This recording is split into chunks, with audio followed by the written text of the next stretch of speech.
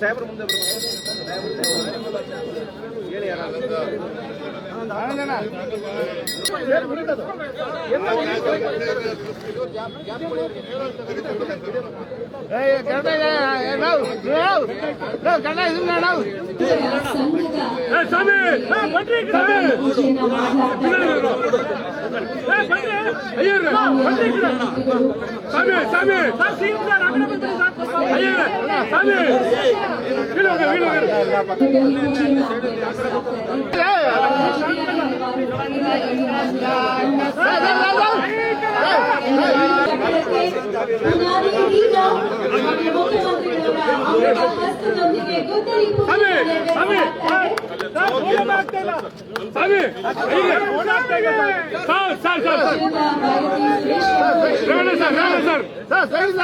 ಸಮಾಜದ ಹಿರಿಯ ಮುಖಂಡರೆಲ್ಲರೂ ಕೂಡ ಕಾರ್ಯಕ್ಕೆ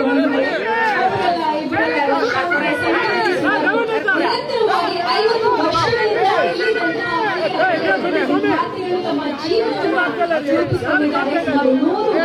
ಸುಮಾರು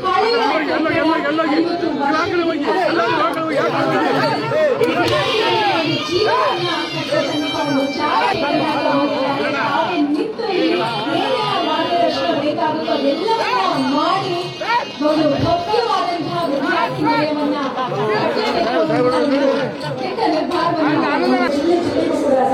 ವಿದ್ಯಾರ್ಥಿ ನಿಲಯಗಳನ್ನ ಕಟ್ಟಿಸೋದಕ್ಕೆ ಸರ್ಕಾರದ ವತಿಯಿಂದ ಅನುದಾನವನ್ನು ಕೂಡ ನೀಡಿದ್ದಾರೆ. ಅದರ ಜೊತೆಯಾಗಿ ಚಂದರಿಂದಲಿ ಸಕಲ ಸಿರಿಗಳನ್ನಿಟ್ಟು ಇಂದು ಜಗವೆಲ್ಲಿ ಪೂರಂದರ ವಿಠಲನ ಸೇವೆಯೋಳು ತಂದೆ ಸಿರಿ ಪೂರಂದರ ಮೇಯರಾದಂತಹ ಟಿ.ಸಿ. ರಾಯನ್ ಅವರು ಇಂಗ್ಲಿಷರು. ಅವರ ಒಂದು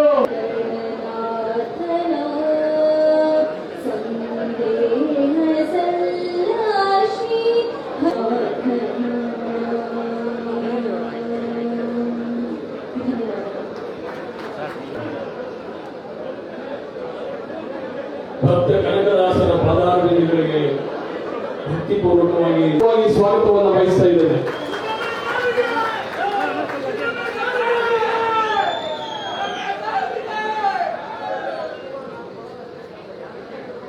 ಅದೇ ರೀತಿ ಕರ್ನಾಟಕ ಪ್ರದೇಶ ಕುರುಬರ ಸಂಘದ ಈ ಕಟ್ಟಡ ನಿರ್ಮಾಣವಾಗಬೇಕು. ಅದೇ ರೀತಿ ವೇದಿಕೆ ಮೇಲೆ ಆಸೀನರಾಗಿರ್ತಕ್ಕಂಥ ಚುಮ್ಮನಕಟ್ಟಿ ಸಾಹೇಬರು, ಚಿನಕಟ್ಟಿ ಸಾಹೇಬರು ಸಹ ಶಾಸಕರು, ಶಾಸಕರು ಅವರಿಗೂ ಸಹ ಸ್ವಾಗತವನ್ನ ಬಯಸ್ತಾ ಇದ್ದೇನೆ.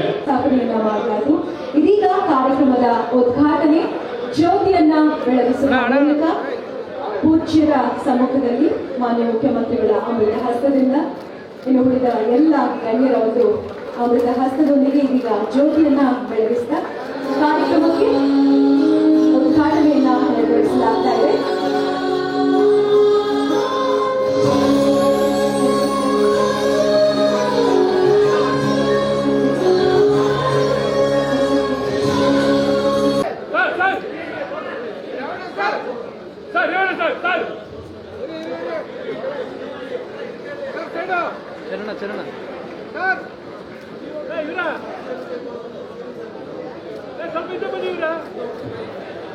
ಈಗ ಕರ್ನಾಟಕ ಪ್ರದೇಶ ಕುರುಬರ ಸಂಘದ ಈ ಒಂದು ಹೊಸ ಕಟ್ಟಡದ ನಕ್ಷೆಯನ್ನ ಲೋಕಾರ್ಪಣೆ ಮಾಡಲಾಗ್ತಾ ಇದೆ.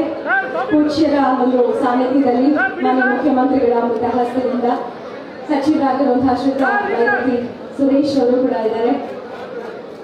4 ಅಂತಸ್ತಿನ ಒಂದು ಭವ್ಯವಾದಂತಹ